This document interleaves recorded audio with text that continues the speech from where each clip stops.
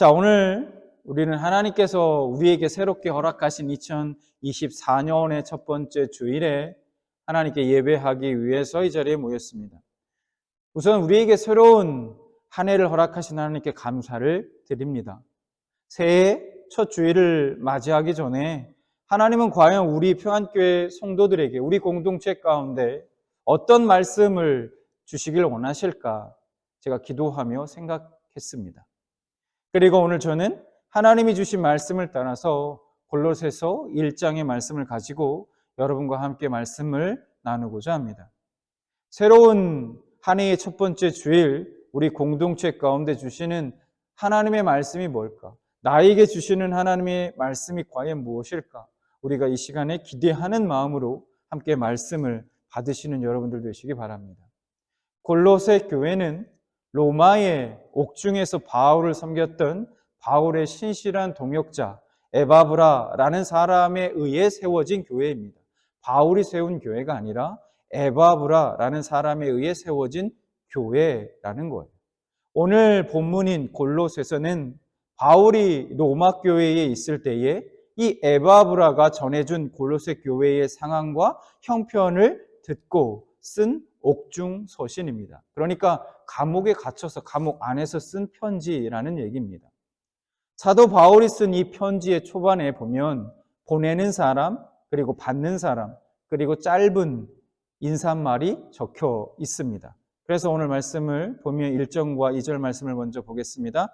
하나님의 뜻으로 말미암아 그리스도 예수의 사도된 바울과 형제 디모데는 골로새에 있는 성도들 곧 그리스도 안에서 신실한 형제들에게 편지하노니 우리 아버지 하나님으로부터 은혜와 평강이 너희에게 있을지어다. 1절에 보면 편지의 저자로 바울과 디모데 두 사람을 언급하고 있습니다만 골로새서의 저자는 전통적으로 바울로 보고 있습니다. 그리고 이 바울의 편지의 수신자는 바로 골로새에 살고 있는 성도들입니다. 이 편지를 쓰고 있는 바울 자신은 지금 감옥에 갇혀 있어 직접 그 골로새 교회를 방문할 수 없었기에 골로새서 4장 7절을 보면 두기고라는 사람을 통해 이 편지를 골로새 교회에 전달하게 됩니다. 참고로 바울이 쓴 그 에베소서, 이 에베소서를 에베소 교회에 전달한 사람도 이 두기고라는 사람이었습니다. 자, 바울은 우리 아버지 하나님으로부터 은혜와 평강이 너에게 있기를 원한다는 짧은 인사말로 그들에게 보낸 편지를 시작하고 있습니다. 그리고 3절에 3절부터 편지의 본론이 시작되고 있습니다. 바울은 이렇게 말합니다. 3절에 우리가 너희를 위하여 기도할 때마다 하나님 곧 우리 주 예수 그리스도의 아버지께 감사하노라.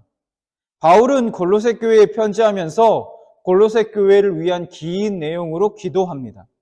비록 가본 적은 없지만 그는 하나님이 세우신 골로새 교회를 위하여 기도했고 기도할 때마다 하나님께 감사했습니다.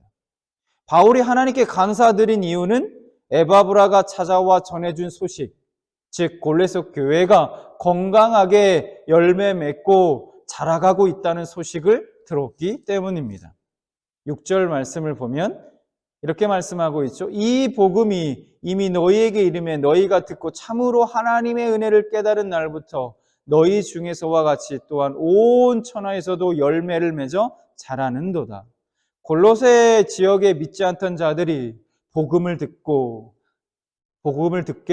나서부터 하나님의 은혜로 열매를 맺고 계속해서 자라나기 시작했습니다. 그 건강하고 아름다운 모습을 생각하며 바울은 기도할 때마다 하나님께 감사를 드렸던 것입니다. 바울이 이 말씀을 통해 우리 평안교회를 저는 생각해 봤습니다. 지금도 복음의 열매를 맺고 우리 안에서 우리를 통해서 그 복음은 계속해서 자라가고 있죠. 그런데 과연 우리는 건강하게 잘 자라고 있는가? 만일 사도 바울이 우리 평안교회의 소식을 듣게 된다면 기도할 때마다 하나님께 감사할 수 있을까? 바울이 감사했던 그 골로새 교회의 모습은 어떤 모습이었는가? 그들이 하나님의 은혜로 열매 맺고 자라났던 모습을 우리가 살펴보기를 원합니다. 그리고 우리 각자의 또 개인의 삶을 돌아보고 또 하나님이 원하시는 우리 공동체의 모습이 무엇일까? 우리가 한번 생각해보고 또 점검해보기를 원합니다. 바울은 4절부터 5절까지 세 가지를 이야기합니다. 바울은 그리스도 예수 안에 있는 믿음, 사랑, 소망, 바로 이 세 가지 이유로 항상 골로새 교회를 생각하며 감사했습니다. 말씀을 볼까요? 4절 먼저 이는 그리스도 예수 안에 너희의 믿음과 모든 성도에 대한 사랑을 들었으며, 먼저 골로새 교회는 그리스도 예수 안에 믿음을 두었습니다. 그리스도 예수 안에 믿음을 두었다. 죄인이 성도가 되는 유일한 방법은 율법의 행위가 아니라 그리스도 예수를 믿는 믿음입니다. 그 어떤 사람도 자신의 힘만으로, 자신의 능력으로, 자신의 노력으로 절대로 하나님께 나아갈 수 없죠. 오직 우리를 대신하여 자기 몸이 찢기시고 자기 피를 흘려주신 예수님을 믿는 믿음, 그 믿음으로 우리는 하나님의 자녀가 되는 권세를 얻었습니다. 여러분, 건강한 교회는 어떤 교회일까요? 여러분이 생각하는 건강한 교회란 어떤 교회입니까? 아주 멋진 예배당, 섬김과 봉사가 넘치고 어떤 유익한 그런 어떤 프로그램들이 계속해서 제공되고, 그러면 건강한 교회일까요? 아닙니다. 가장 기본적이고 근본적인 핵심적인 교회의 건강은 성도들이 그 믿음을 그리스도 예수 안에 두는 것입니다. 화려한 건물이나 우리의 열심과 어떤 헌신과 봉사에 두는 것이 아니라 우리를 대신하여 십자가에 죽으시고 그 피로 하나님과 우리를 화목케 하신 예수 그리스도께 우리의 믿음을 두는 것입니다. 여러분의 믿음은 어디에 있습니까?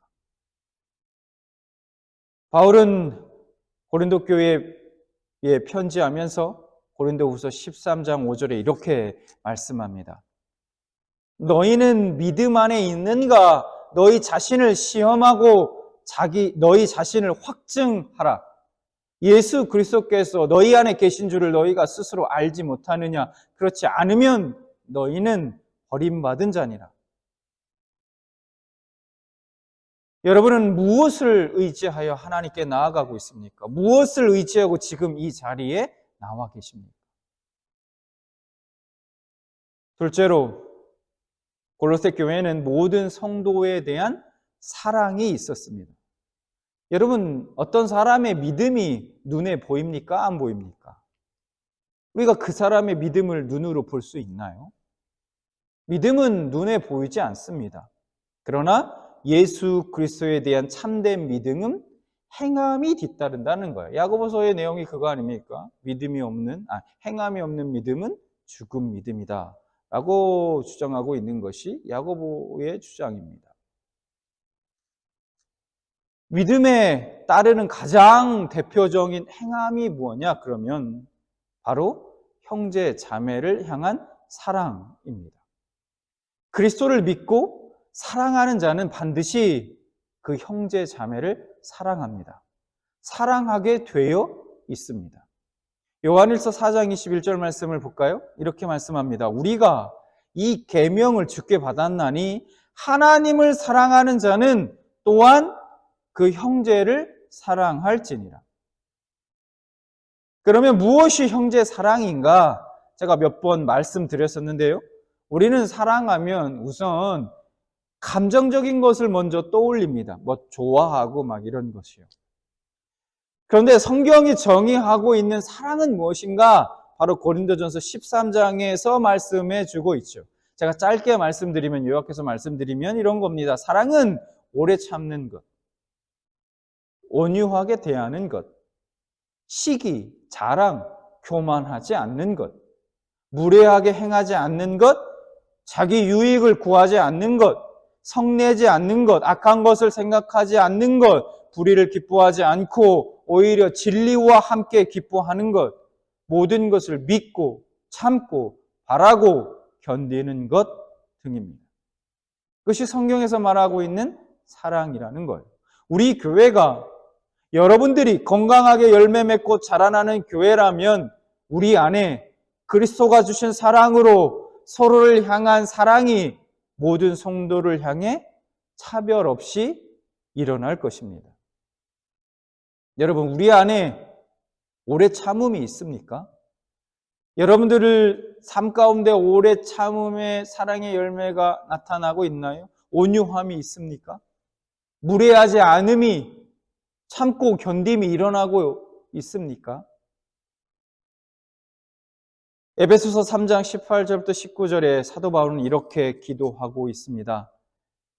능히 모든 성도와 함께 지식에 넘치는 그리스도의 사랑을 알고 그 너비와 길이와 높이와 깊이가 어떠함을 깨달아 하나님의 모든 충만하신 것으로 너희에게 충만하게 하시기를 구하노라. 사도 바울이 에베소 교회 성도들을 위해 기도한 것처럼 우리 평안의 성도들 모두가 예수 그리스도의 사랑을 깨닫고 그 사랑으로 충만해지기를 기도합니다. 마지막으로 골로새 교회의 소망은 하늘에 계신 예수 그리스도께 있었습니다. 5절 말씀을 볼까요? 너희를 위하여 하늘에 쌓아둔 소망으로 말미암음이니 곧 너희가 전에 복음 진리의 말씀을 들은 것이라.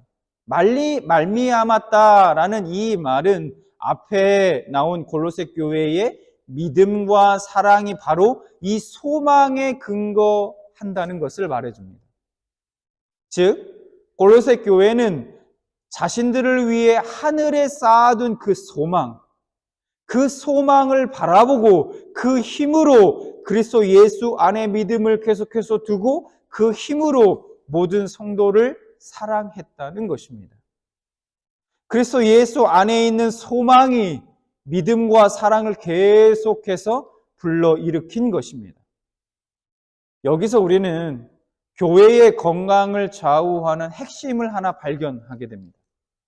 우리 교회가 또 우리가 건강하게 열매를 맺고 있는지 점검해보는 질문 하나를 발견할 수 있습니다. 그 질문이 뭐냐? 그 질문은 바로 당신의 소망은 어디에 있습니까? 입니다. 스스로에게 한번 이 질문을 던져보시기 바라요. 이 땅에 소망을 둔 사람은 그리스도께 믿음을 둘 이유가 없습니다. 이 땅에서만 소망을 두고 살아가는 사람은 그리스도께 믿음을 둘 이유를 잊어버립니다. 하나님께 나아가는 유일한 길, 예수 그리스도께 믿음을 둘 이유가 없다는 거예요. 하늘에 계신 하나님께 소망을 두지 않고 이 땅에 소망을 두고 있는데 하나님께 나아가는 길 예수 그리스도를 믿을 이유가 없는 거죠. 필요가 없다는 거예요. 뿐만 아니라 이 땅에 소망을 둔 사람은 모든 성도를 사랑할 힘이 없습니다. 예수 그리스도의 사랑에 거하지 않고서는 아무런 사랑의 열매를 맺을 수가 없다는 거예요. 우리가 땅에 있는 것으로는 내 힘과 내 노력만으로는 다른 사람을 사랑할 힘이 턱없이 모자랍니다. 일시적으로는 그럴 수 있겠죠. 내 노력으로. 한계가 있다는 거예요. 결국 가장 중요한 것이 뭐냐? 내가 소망을 어디에 두고 살아가고 있는가? 단순히 내가 이 땅에만 소망을 두고 살아가고 있는가? 아니면 그리스도께 소망을 두고 살아가고 있는가? 하늘에 소망을 두고 살아가고 있는가? 그것이 가장 중요하다는 겁니다. 그래서 예수를 얻기 위해서라면 모든 것을 잃어버리고 나의 죽음도 유익하다고 말할 수 있을 정도로 그리스도가 우리의 소망이 되셔야 합니다. 그리스도가 내가 바라는 소망의 전부가 되어야 한다는 거예요. 바울이 골로새 교회를 생각하며 기도할 때마다 감사했던 그 이유는 골로새 교회가 그리스도 예수 안에 믿음과 사랑을 실천하고 있었기 때문입니다. 그리고 그들이 그렇게 할 수 있었던 것은 그들의 참된 소망이 바로 예수 그리스도이셨기 때문입니다. 자, 그러면 이제 이 질문들에 우리도 한번 대답해 보기를 원합니다. 여러분 한번 대답해 보시기 바라요. 우리는 그리스도 안에 믿음을 두고 있는가? 우리는 모든 성도를 향한 사랑을 보이고 있는가? 그리고 우리의 소망은 어디에 있는가? 소망을 어디에 두고 살아가고 있는가? 여러분 스스로에게 한번 이 질문을 던져보시기 바랍니다. 여러분 바울이 골로새 교회를 생각하며 하나님께 감사했던 것처럼 우리 교회를 보고 기도할 때마다 감사할 수 있었을까? 여러분은 어떻게 생각하십니까? 바울이 여러분들을 생각할 때마다 하나님께 감사하며 기도할 수 있었을까? 우리 교회가 지금 건강하게 복음의 열매를 맺고 잘 자라고 있는가? 우리가 한번 생각해 보기를 원합니다. 바울은 10절에서 계속해서 골로새 교회 성도들을 위해 기도하고 있습니다. 10절에 보면 이렇게 기도합니다. 주께 합당하게 행하여 범사에 기쁘시게 하고 모든 선한 일에 열매를 맺게 하시며 하나님을 아는 것에 자라게 하시고. 바울은 골로새 성도들이 계속해서 주께 합당하게 행할 수 있게 해달라고 하나님께 기도합니다. 주께 합당하게 행하는 것은 범사의 주를 기쁘시게 하는 것이고 모든 선한 일에 열매 맺는 것이며 하나님을 아는 것에 자라는 것입니다. 그 중에 특히 모든 선한 일에 열매를 맺는 것이란 구체적으로 무엇을 말씀하는 것일까? 성경에 기록된 모든 선한 일을 두 가지로 우리가 정리해 볼 수 있습니다. 첫째로 하나님을 마음과 뜻과 힘을 다해 사랑하는 것. 둘째로 그 하나님을 힘입어 이웃을 내 몸처럼 사랑하는 것입니다. 그래서 제가 좀 전에 우리 광고의 말씀을 드릴 때 2024년 우리 평안교회의 표어를 말씀드렸습니다. 하나님을 사랑하고 사람을 사랑하는 교회. 이 표어에 마태복음 22장 37절부터 39절을 근거로 제가 이 표어를 정하게 됐다 말씀을 드렸습니다. 다시 말씀을 볼까요? 예수께서 이르시되 내 마음을 다하고 목숨을 다하고 뜻을 다하여 주 너의 하나님을 사랑하라 하셨으니 이것이 크고 첫째 되는 계명이요 둘째도 그와 같으니 내 이웃을 내 자신같이 사랑하라 하셨으니. 오늘 바울이 골로새 교회를 위해 기도하며 감사하고 있고 계속해서 기도하고 있는 것, 바로 선한 일에 열매 맺는 것. 예수님이 말씀하고 계신 두 가지, 하나님 사랑과 이웃 사랑으로 맺어지는 그 열매들이 우리 평안교회 가운데 더욱 풍성하게 나타나길 소망합니다. 주께 합당하게 행하는 것이 무엇입니까? 그리스도 안에서의 믿음, 그리고 그 그리스도 안에 있는 믿음과 하나님에 대한 사랑이 사람에 대한 차별 없는 사랑으로 나타나는 것입니다.